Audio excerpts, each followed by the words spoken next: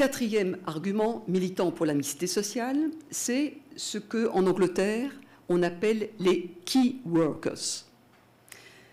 En effet, dans les villes, dans les métropoles plus exactement, où le logement a atteint un coût très prohibitif, où le marché du logement est extrêmement tendu, souvent les autorités locales ont un souci pour prévoir du logement accessible à ce qu'on appelle les travailleurs indispensables, qui est peut-être une mauvaise traduction de key workers, mais vous en trouverez une meilleure. Alors évidemment, c'est sûr qu'à Montréal, on n'est pas dans la situation dans laquelle se trouvent des métropoles comme Londres ou Paris, ou même Vancouver, où le prix du logement est tout à fait exorbitant. Cela dit, on peut quand même se trouver dans des situations où il peut être important de veiller à ce que des travailleurs puissent se loger, habiter à distance relativement raisonnable de leur lieu d'emploi. Je pense par exemple au futur CHUM, qui va certainement poser ce genre de questions. Il va y avoir dans le futur CHUM beaucoup de travailleurs aux horaires atypiques, aux horaires à la demande, qui auront vraiment besoin d'habiter pas trop loin.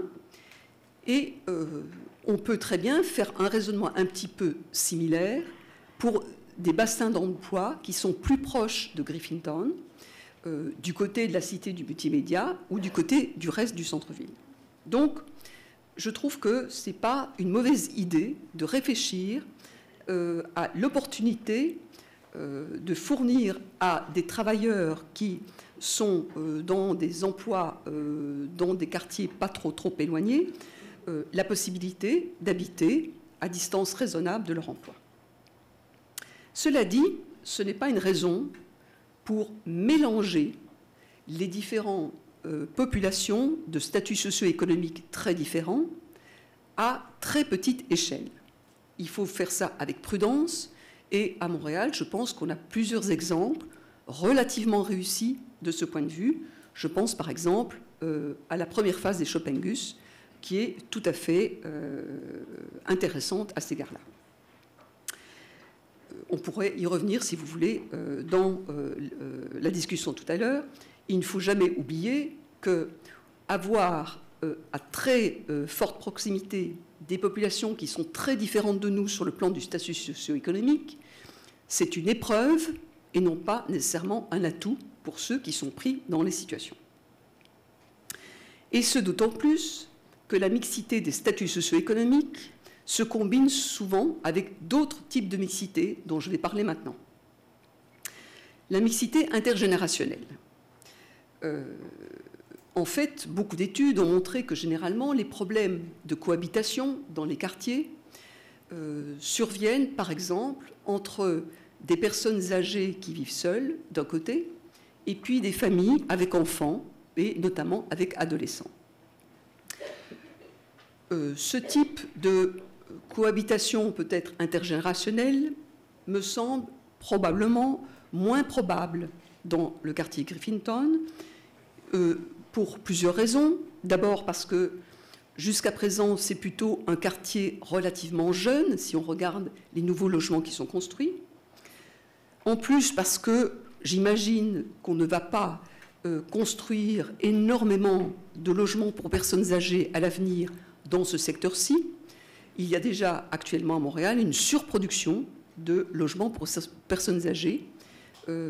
Et par ailleurs, le secteur du sud-ouest est probablement un des arrondissements, entre guillemets, les plus vieux en termes de moyenne d'âge de sa population. Bref, jusqu'à présent, Griffintown a l'air d'un quartier de jeunes et je pense que c'est une excellente chose. Maintenant, j'en viens à un autre type de mixité, qui est la mixité des types de ménages. Vous savez que dans certains quartiers de Montréal, on trouve une majorité de ce qu'on appelle les solos, c'est-à-dire des gens qui vivent seuls.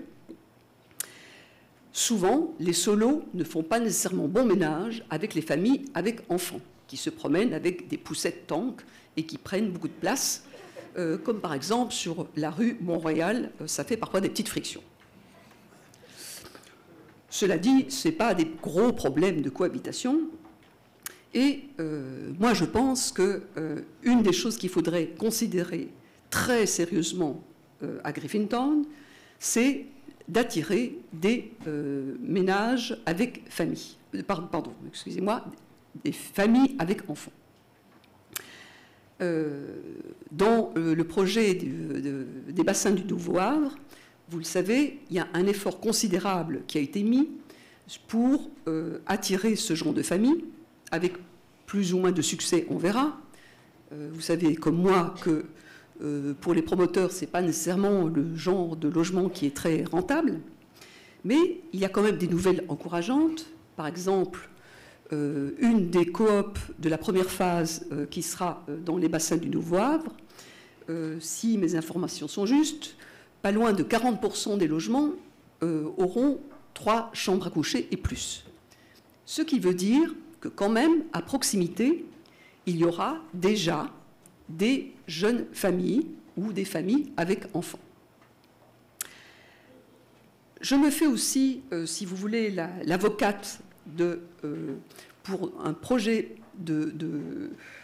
qui serait beaucoup plus généreux face aux jeunes familles, pour une raison politique, je dirais, c'est qu'à ma connaissance, il n'existe pas de lobby pour défendre la cause du logement des jeunes familles. Il existe un lobby pour les personnes âgées, il existe un lobby pour le logement social, avec tout le respect que j'ai pour le FRAPRU, mais à ma connaissance, il n'y a rien d'équivalent pour le logement des jeunes familles ou pour les jeunes familles en général.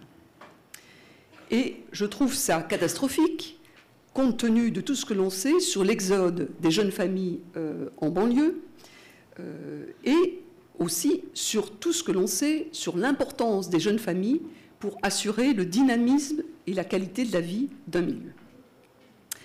Alors, donc, je vous propose comme hypothèse de mettre nos efforts pour attirer dans ce quartier, et je dirais plus spécifiquement des jeunes familles branchées. J'insiste sur jeunes et j'insiste sur branchées. J'insiste sur branchées. Bon, c'est une question de style de vie.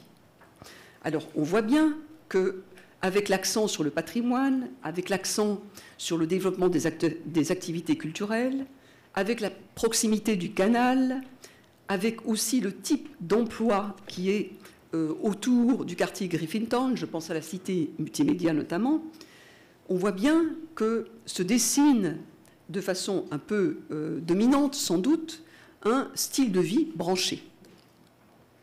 Et il me semble que les jeunes familles branchées, vous me pardonnerez cet anglicisme, fitteraient tout à fait bien dans le portrait.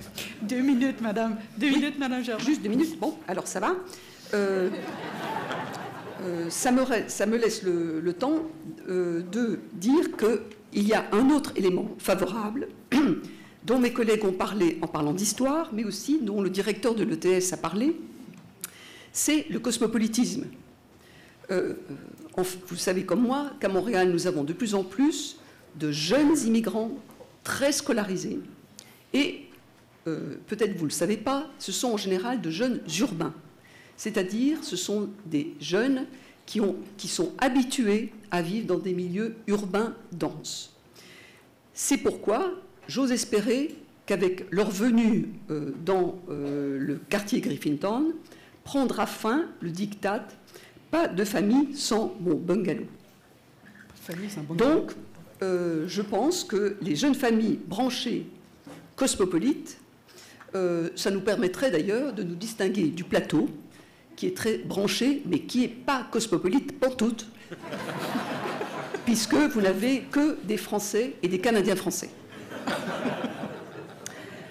Alors, évidemment, je n'ai pas besoin de dire que l'hypothèse que je vous propose va quand même brasser les cartes pas mal, parce qu'elle est très exigeante en matière de densité raisonnable, en matière d'équipement collectif qu'il faudra regarder à l'échelle plus large du secteur.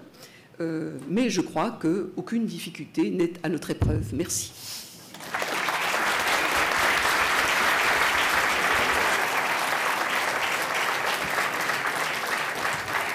Alors, merci beaucoup, Madame Germain.